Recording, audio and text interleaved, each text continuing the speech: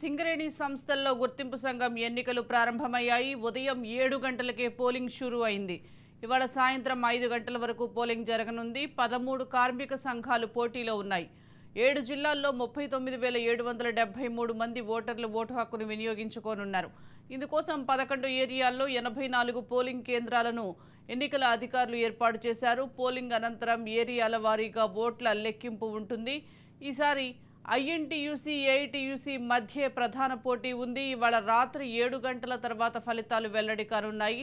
మొత్తం 39,748 మంది కార్మికులు సింగరేణి ఎన్నికల్లో ఓటు హక్కును వినియోగించుకోనున్నారు.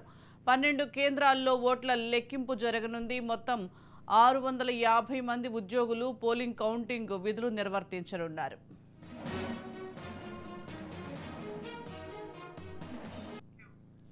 దీనికి సంబంధించి మరింత సమాచారం మా ప్రతినిధి అరుణ్ కుమార్ అందిస్తారు. అరుణ్, చెప్పండి, సింగరేణి గుర్తింపు సంఘం ఎన్నికలు ఈ రోజు జరుగుతున్న ఏర్పాట్లు ఎలా ఉన్నాయంటారు?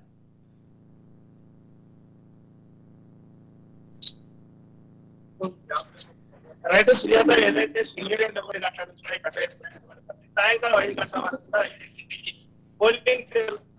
పోలింగ్ సంబంధించి కూడా ఇప్పుడు ఏదైతే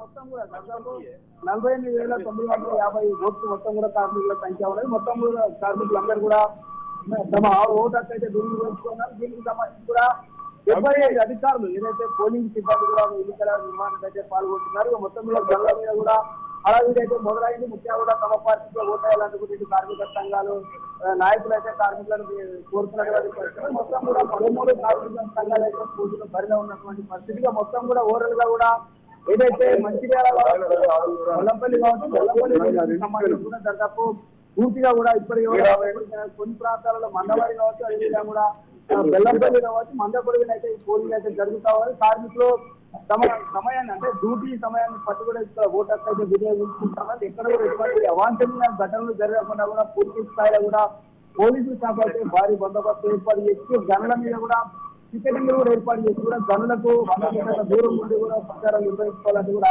ఏదైతే ఇప్పటికీ ఆదేశాలు జారీ చేసి మొత్తం కూడా సింగరేణి వ్యాప్తంగా కూడా ఎక్కడైతే ఎన్నికలు జరుగుతున్నటువంటి ప్రాంతాల్లో కూడా 1-4 ఎక్కడైతే కొనసాగుతా ఉన్నాయి. ముఖ్యంగా కూడా ఇక ప్రధానంగా కూడా ఏఐటీసీ అదేవిధంగా కూడా ఐఎన్టీసీ మధ్యలో ప్రధాన పోటీ ఉండేటువంటి అవకాశం ఉంది. ఎందుకంటే తెలంగాణ బుగ్గాని కార్మిక సంఘం గుర్తింపు సాగినటువంటి తెలంగాణ బుగ్గాని కార్మిక సంఘం కూడా ఈసారి ఎన్నికల బరలేకపోవడంతో కూడా పార్టీ ఏదైతే గుర్తింపు సంఘానికి ఒక ఇబ్బంది కలిగేటటువంటి అవకాశం ఉన్నట్టు కూడా తెలుస్తున్నాం. ముఖ్యంగా ఓవరాల్ గా కూడా ఏదైతే సింగరేణి వ్యాప్తంగా కూడా కార్మికులందరూ కూడా తమ ఓటు హక్కు వినియోగించుకుంటున్నారు. ముఖ్యంగా ఏదైతే బెల్లంపల్లి విజయానికి సంబంధించి కూడా దాదాపు 70 మంది